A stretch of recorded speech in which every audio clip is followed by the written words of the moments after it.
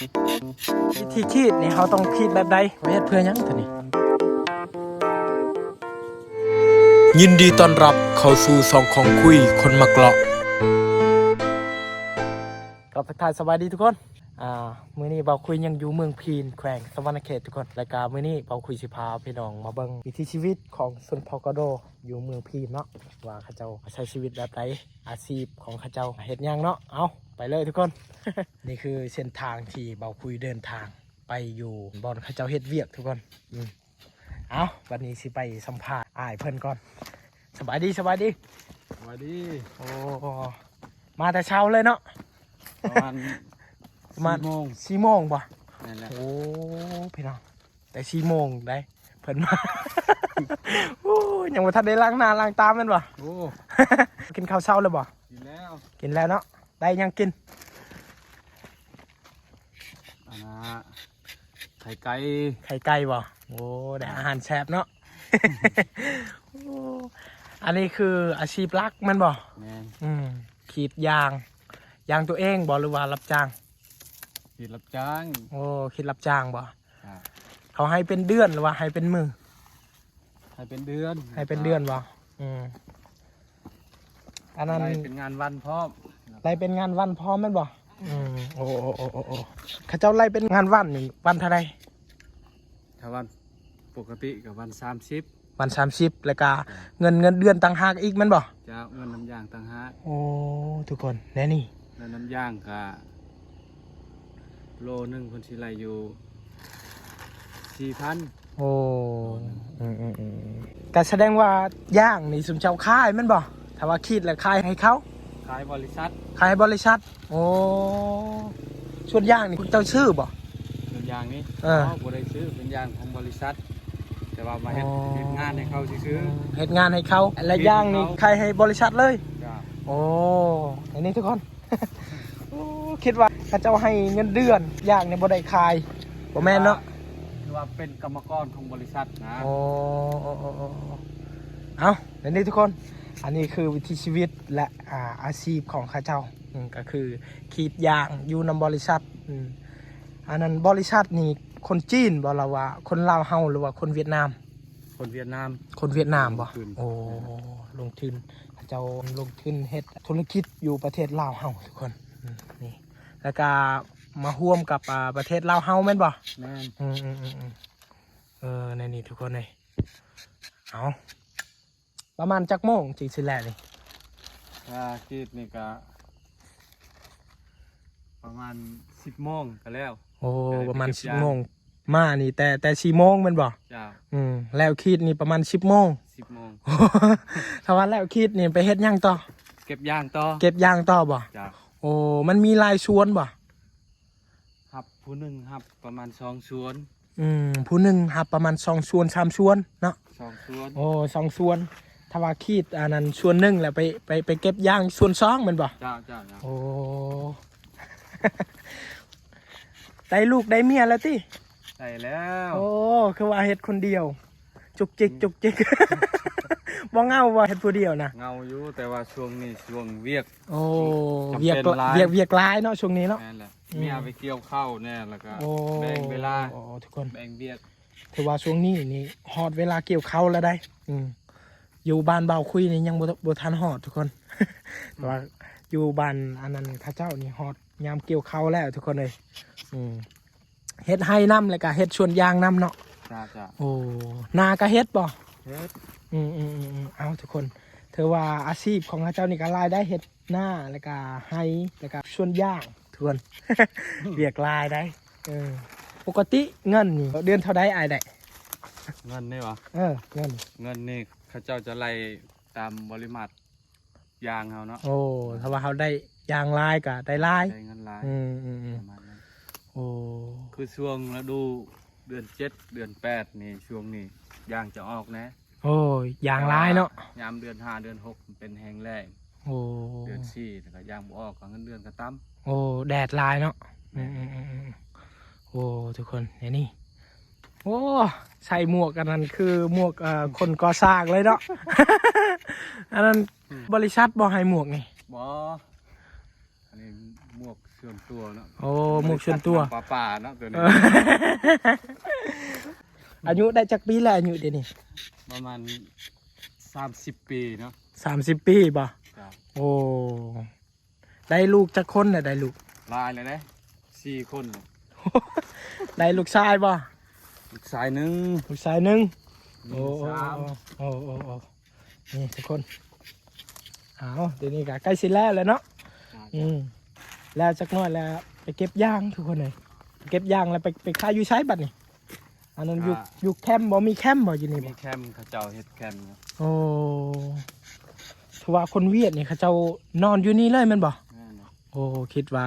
ตอนแรกนี่เขาเจ้ากลับบ้านบ่แม่นเนาะ นอนอยู่นี่เลย อืม แคมป์ ผู้สาวก็หลายเนาะเฮ็ดย่างเนาะ หลาย โอ้ เอาจังหน่อยแหละมาคุยสิพาพี่น้องมาเบิ่งอันผู้สาวอีกได้ผู้สาวก็หลายไอ้เพิ่นว่า งามบ่งามบ่ อิ่มตามเนาะ เออ ไข่ตามไขมัน เออ บ่ไอ้เห็นงามบ่ไอ้เห็นบ่ ก็มีผู้งามมีผู้ขี้ เอ ร้าย อนี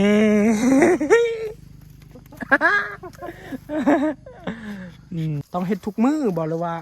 มีเวลาพักผ่อนแน่ เฮ็ดทุกมือเลย ทุกมื้อบ่ จ้ะ คันขาดนี่แหละเขาเจ้าหายมันบ่เขาเจ้าตัดเงิน ขาดก็ได้อยู่คันเป็นเบียกเป็นงาน โอ้ ตาม คันว่า ทรงมือแต่ว่า ถ้าเขาขาดแล้วก็แจ้งหัวหน้าสิเอาคนงานเสริมมาคิดเสริม โอ้และเงินนี่เฮาเสียให้ผู้นั้นผู้มาขี้ท่าน นั่นแหละ โอ้ทุกคนในนี้ คิดแล้ เนาะ วก็หัวหน้าจ้างคิดแล้วก็จ้างก็คิดเกินละแสน อืม จ้างครับ โอ้ชวนละแสน จ้าง โอ้ สมมุติเพิ่นมีเวียกมีงานแล้วก็ขอเพิ่น อืม แล้วก็มากรเสริมมาคิด คันว่ามีเวียกสำคัญเนาะ จ้าง อันนั้นส่วนย่างให้เฮ็ดต่อเลยแม่นบ่ทั้งพูดนั้นมีผู้หนึงอีกเจ้าของแม่นบ่ จ้าง โอ้คนมาจากบ้านอื่นนี่ก็มาเฮ็ดบ่ ก็มันก็มีหลายบ้านอยู่2-3บ้าน โอ้ตรงนี้มีแต่คนเมืองพินเนาะแม่นบ่โอ้คนเมืองเชียโปนอันพารานบ่ได้มาเฮ็ดบ่อยู่นี่บ่ โอ้ทางนี้มีให้ข้าเจ้าได้ โอ้เห็ดให้เลยนี่แต่ว่าส่วนอย่างในเมืองพีนนี่ก็กว้างเติบเลยอันนั้นส่วนอย่างนี่แต่เมืองพีนนี่ฮอดวาเชโปนพูดเลยบ่ แม่นล่ะ โอ้กว้างเติบทุกคนเลยเอาโอเคทุกคนถือว่า1 อาทิตย์นี่เราคุยได้สัมผัสกับวิถีชีวิตของคนผู้ไทยและก็คนชนเผ่ากะโดแถวเมืองพีนแขวงสะวรรณเขตทุกคน โอ้อาชีพของข้าเจ้านี่ก็เฮ็ดไฮแล้วก็เฮ็ดหน้าแล้วก็ส่วนย่างทุกคนถือว่าเรียกลายเนาะข้าเจ้านี่เฮ็ดทั้ง3อย่างเลยเอาแต่ว่าคนบ้านเฮานี่มีแต่เฮ็ดไฮทุกคนเลย แล้วก็ส่วนลายนี่เฮ็ดส่วนมันต้นเนาะแต่ว่าส่วนมันต้นเดี๋ยวนี้ก็ราคาลดลงทุกคน เวลาเฮาไปเฮ็ดส่วนย่างใกล้บ่ ก็ประมาณอยู่4-5หลักนี่นะ 4-5 ลักเนาะแต่เฮือนเนาะโอ้ทุกคนโอ้ทางพุ่นมีผู้หนึ่งอีกได้เขาเจ้าเฮ็ดบ่เห็นบ่ มันมีขั้นตอนคือกันบ่เฮาเฮ็ดบ่เฮาคิดแล้วแหละมันมีอันนั้นปุ๋ยบ่เฮาใส่บ่หรือว่าใด อันนี้ครับบ่ อ่า สมมุติว่าทางบริษัทเพิ่นวางไว้เนาะ อ่า สมมุติว่าเดือนหนึงเขาต้องได้ทายาเทื่อหนึงกระตุ้ โอ้ นน้ำยางนะ โอ้ทายาบ่ จ้ะ เฮาทาอยู่ลุ่มนี่แม่นบ่ บ่ได้พี่ได้ทาอยู่ปากยาง โอ้ทาอยู่นี่เนาะ นั่นแหละ โอ้ทุกคนเลยทาอยู่เทิงแล้วก็ทาอยู่นี่ บ่ ลุ่มนี้ ทาได้อยู่เทิงพี่ โอ้ทาแต่บอลเฮาอยากคีดหั่น แม่นเลย โอ้ทุกคนอันนี้นี่คือ ลักษณะแบบกระตุ้นน้ำยางให้ยางออกลายนะ โอ้ให้นำยางออกลายเนาะ จ้ะ เอา เดือนหนึงเทื่อหนึงได้ทาเลย เดือนหนึ่งเทื่อหนึ่ง จ้ะ โอ้ ทาตลอดยางตายเลยปาก โอ้ เป็นปากแห้งหมด โอ้คันว่าทาลายกับยางกับตายแมันบ่ อ่า เอาแล้วนี่ทุกคนแต่ว่าเดือนหนึ่งเทื่อหนึ่งทายาเนาะแต่ว่าคีดนี่ทุกมือได้ทุกเช้า ย่างนี่เขาได้คายทุกมือเลยเนาะ ทา เอาทุกคน มือหนึงนี่ได้บ่ประมาณ100 โลได้บ่ ได้ประมาณ100 โล กั บางส่วนเหมือนกัน บางส่วนเนาะ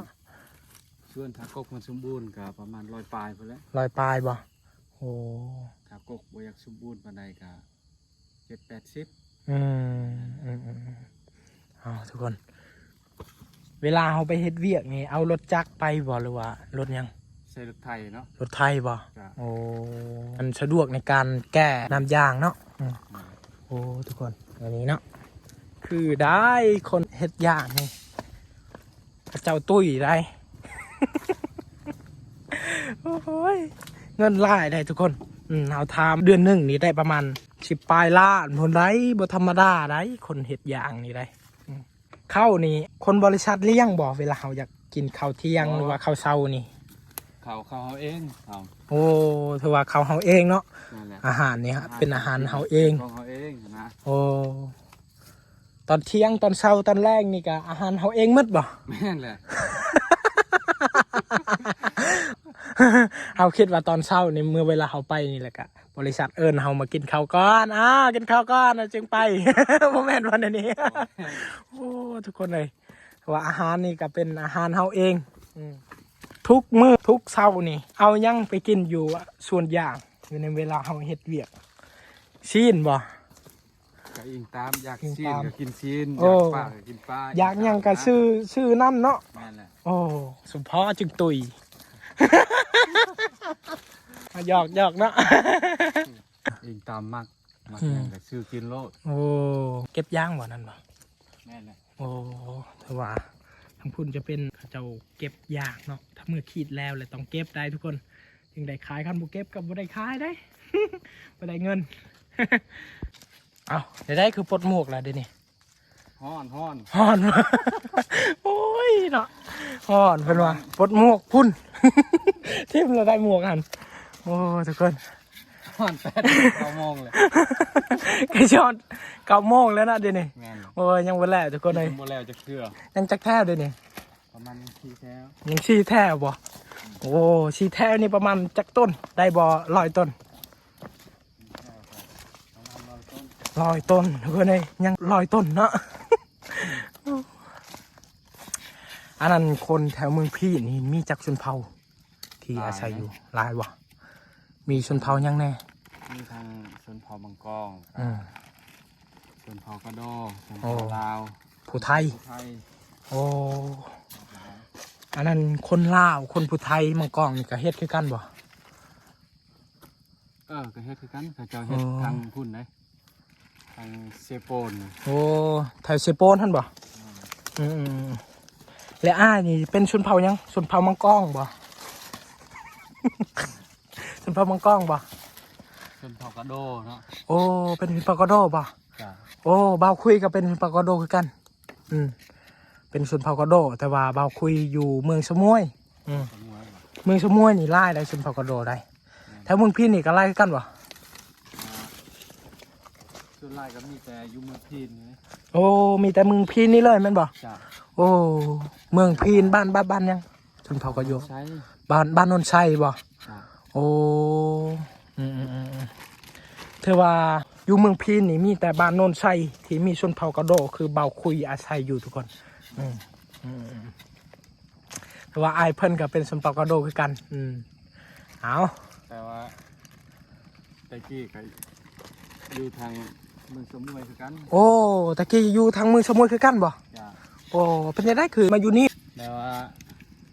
พ่อแม่อพยพตะกี้นะ อ๋อ แล้วก็มาเกิดอยู่พีเลย อืม แต่ว่าเชื้อสายไอ้น้องก็ อยู่สมุย สมวยเพิ่นแหละ โอ้ไหนนี่ทุกคนถือว่าพ่อแม่อพยพตะกี้เนาะแล้วก็เดี๋ยวนี้ก็เป็นคนสวรรณเขตแล้วเดี๋ยวนี้ได้ไม่ได้เป็นคนสารวัน อันว่าอยู่เมืองชะมวยนี่จะบ่ได้คิดอย่างใด มีแต่เฮ็ดให้ ใช่ป่ะ คันอยู่เมืองชะมวยแม่นมีแต่เฮ็ดให้หน้ากับบ่มีแต่ว่าอยู่นี่ก็ดีแล้วได้เฮ็ดหน้าแล้วก็คันให้นี่คันว่าเขาอยากเฮ็ดก็เฮ็ดแม่นบ่ แม่นแหละ คันว่าบ่อยากเฮ็ดก็หน้ามีแม่นบ่ แม่น แล้วก็คิดอย่างก็พอแล้วสำนี้อยู่ทางสมุยนี่โอ้เฮ็ดให้ขึ้นผู้พุ่นใด แต่ว่าเคยพยายามอยู่บ่พี่น้องอยู่หัน ก็เคยอยู่ โอ้โดนเทื่อนึงเนาะ โดนเทื่อนึง ปีหนึงเทื่อนึงเป็นบ่ทุกคนเดี๋ยวนี้ทายแต่ด้นแล้วลืมทุกคนเลย ลืมถามซื้ออ้ายเพิ่นเนาะเอาวันนี้สิถามมานั่นซื้ออ้ายเพิ่นซื้อได้เฮ้ย อัน ชื่อ ชื่อผ้าบ่ แม่นแหละ โอ้ชื่อผ้าเบาคุยตั้งใจอยากมาแต่ด้นแล้วเนาะแต่ว่าเบาคุยก็บ่ค่อยมีเวลาทุกคนแต่ว่ามื้อนี้พอดีวางทุกคนก็เลยได้สัมผัสเพิ่นเนาะเอาอันนี้คือคนไปขีดยางทุกคนโอ้ยเนาะวิถีชีวิตข้าเจ้า วิธีขีดนี่เขาต้องขีดแบบใดวิธีคิดวะ วิธีขีดนี่ คือยางของบริษัทเพิ่นนี่เนาะ มันจะไล่เป็นเกรดเนาะ โอ้ เวลาเราขีดนี่มันมีเกรด A แล้วก็เกรด B เกรด C คันเอาขีดเกรด A นี่เพิ่นจะไล่อยู่ราคาเต็มอันนะโล 4,000 โอ้เกรดอาบ่ แม่นแหละ เกรดเอแม่นบ่อานั่นมันไปว่าเอได้ทุกคนภาษาอันนั้นเวียดนามมัน เวียดนามนี่เขาเอิ้นว่าอาทางเกรด B นี่จะเป็นอยู่ 3,800 เกรดบีเนาะแม่นแหละเกรด C นี่ประมาณอยู่ 3,600 โอ้3,600จ้ะคือว่าเกรดเอนี่ราคาร้ายเนาะได้ร้ายโอ้4,000ทุกคนถ้าว่าเกรดบีนี่ก็เริ่มลงแล้วได้ อันนั้นเกรดนี่มีความหมายบ่หรือว่ามีความหมายสมมุติว่าถ้าเอาขีดนะมันมีเส้นแหมโอ้เอาขีดบ่งามแม่นบ่นั่นแหละมีเส้นพระเจ้าจะไล่เกรดแล้วได้บัดนี้เนาะเส้นสมมุติคันบ่ตั้งเป็นเกรดเป็นหยังนี่แบบว่าขีดสะทรายนะทุกอย่างก็ตายไว้บัดนี้สมมุติว่าคันมีเกรดมีหยังแล้วก็ต่างคนก็ต่างรักษาให้มันงามมาแล้วเราต้องจงบ่นั่นเปลือกมันเนี่ยต้องจงมันบ่จงมันเป็นแกนแล้วนะโอ้แกนร้อนกับย่างก็จะตายไว้อันนี้โอ้แสดงว่าเฮาขีดนี่อย่าให้มันหอดแกนมันเลยแม่นบ่ถ้าหอดกระดูกแล้วย่างก็จะล่มเนาะโอ้แล้วนี่ทุกคนเฮาขีดนี่เฮาต้องฮู้วิธีใดถ้าเฮาบ่ฮู้วิธีนี่ก็เขาหายแม่นบ่เขาหายแล้วก็ตัดเงินพร้อมบริษัทเพิ่นตัดเงินเดือนโอ้แล้วนี่ทุกคนเลยขีดจำแกนเลยก็บริษัทเพิ่นก็บ่ไหวกันแล้วโอ้เพิ่นก็ให้พักผ่อนไล่ออกโอ้ยบ่ง่ายคือกันได้ทุกคนเลยตามที่เบาคุยได้ถามหรือว่ามันสัมภาษณ์เขาเจ้านี่ก็บ่ง่ายทุกคนเลยยากคือเบาคุยนี่บ่เคยนี่บ่ได้เลยทุกคนคันว่าคือเบาคุยนี่คิดประมาณ 2-3 มื้อนี่คือเขาไล่ออกเลย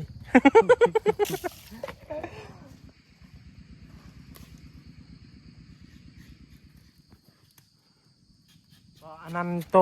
ดำๆอยู่เทิงนี่เขาเฮ็ดเพื่อหยังตัวนี้ตัวไหนตัวนี้อันนี้หันเพิ่นว่า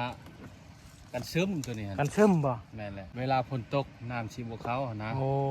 กันพ่นกันพ่นแม่นบ่แม่นแหละบ่แม่นกันแดดบ่แล้วก็ดำๆนี่ก็ยางมักต้อยตัวนี้โอ้รีดเพื่อบ่ให้น้ำมันซึมเข้ามาแล้วใส่กระโปะนะโอ้ช่วงฤดูฝนตกจะได้บัดนี้แล้วบ่แล้วโอ้จะไปใช้บัดนี้เก็บยางไปเก็บยางบ่นี่เพิ่นไปเก็บยางคนเลย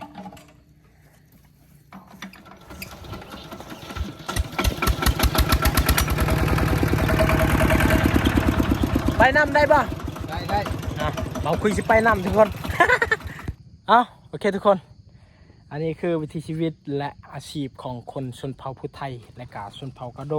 หรือมังกรทุกคนเลยนี่คือวิถีชีวิตการเป็นอยู่ของข้าเจ้า